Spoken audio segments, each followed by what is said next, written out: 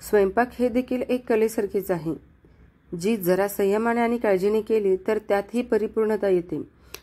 तुम्ही स्वयंपाकघरात नवीन असाल तर थोडी मदत शोधत असाल तर मी खात्री देऊन सांगते की ह्या टिप्स तुमच्या उपयोगी पडतील। नमस्कार, welcome back to our channel. चला तर खूप दिवसांनी आपल्याला टिप्स बघायचे आहेत। वेळ न वाया घालवता आपण लगेच झटपट टिप्सकडे बघू। टिप नंबर 1, बटर फ्रीजमध्ये ठेवल्याने लवकर वितळत नाही, त्यामुळे जेव्हा बटर पाहिजे तेव्हा ते किसणीवर किसून घ्यावे। टिप नंबर 2, फ्रीजमध्ये आले ठेवून सुद्धा खराब होत असेल तर उन्हात वाळवून नंतर हवाबंद डब्यात ठेवा, मग फ्रीजमध्ये ठेवून द्या। टिप नंबर 3, एखादी भाजी किंवा उसळ बनवताना मसाले फोडणीत टाकल्याने चांगला स्वाद येतो।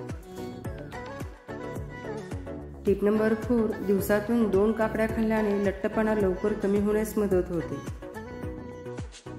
टिप नंबर 5 अशी आहे, जास्त चहा पिण्याच्या सवयीमुळे हाडे कमकुवत होतात, त्याऐवजी ग्रीन टी प्यायला सुरुवात करावी, ते आपल्या आरोग्यासाठी खूप फायदेशीर असते।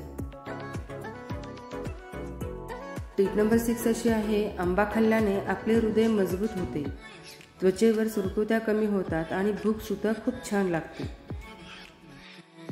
जर तुम्हाला टेम्परेचर जर असेल तर गवती चहा, दालचिनी, खडीसाखर, मिरे घालून काढा तयार करून प्यायल्याने ताप आपल्याला कमी होतो। टिप नंबर 8 अशी आहे, लसणीचा 1-2 पाकळ्या खाल्ल्याने पोट साफ होण्यास मदत होते। टिप नंबर 9 अशी आहे, हिरव्या पालेभाज्या खाल्ल्याने ॲनिमिया होत नाही। टिप नंबर 10 अशी आहे, बटाट्याच्या किंवा काकडीच्या चकत्या डोळ्यावर ठेवल्याने डोळ्यातील हीट कमी होण्यास मदत होते। टिप नंबर 11, दोडक्याची भाजी बनवताना त्या भाजीची साले फेकून न देता त्या सालीची चटणी करावी। टिप नंबर 12 अशी आहे, उपीट जर मऊ बनवायचे असेल तर सुरुवातीला रवा कोरडा भाजून घ्या, नंतर त्यात तेल किंवा तूप घालून खरपूस भाजून घ्या आणि गरम पाण्याचा वापर करा। टिप नंबर 13 अशी आहे, वालाची उसळ किंवा भाजी बनवताना भाजी पूर्ण शिजल्यानंतर मीठ आणि गूळ घालावे, नाहीतर भाजी नीट शिजत नाही।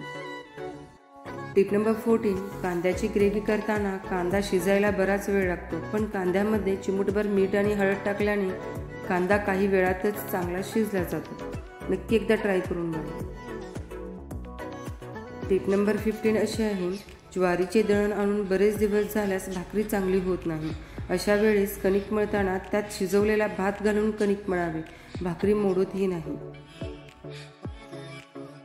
टिप नंबर 16, जर तुमचे नाक जाम झाले असेल आणि घसा खवखवत असेल तर भीमसेन कापूर आणि वेलची बारीक करून सुती कापडात गुंडाळून त्याचा वास घ्या, तुम्हाला खूप आराम मिळेल। टिप नंबर 17, ग्रेव्ही बनवताना 1 चमचा बेसन घाला, त्यामुळे ग्रेव्हीला छान स्वाद येईल।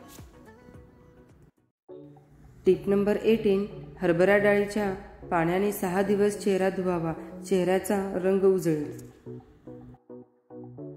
टिप नंबर 19, भांड्याला कांद्याचा वास येत असेल तर मिठाच्या पाण्यात थोडा वेळ बुडवून ठेवावे। टिप नंबर 20, दूध किंवा खीर जळाली तर त्यात 2 ते 3 खायचे पाने टाकल्याने त्यातील जळकट वास निघून जाईल। Thanks for watching. See you in next video. Bye bye. Take care.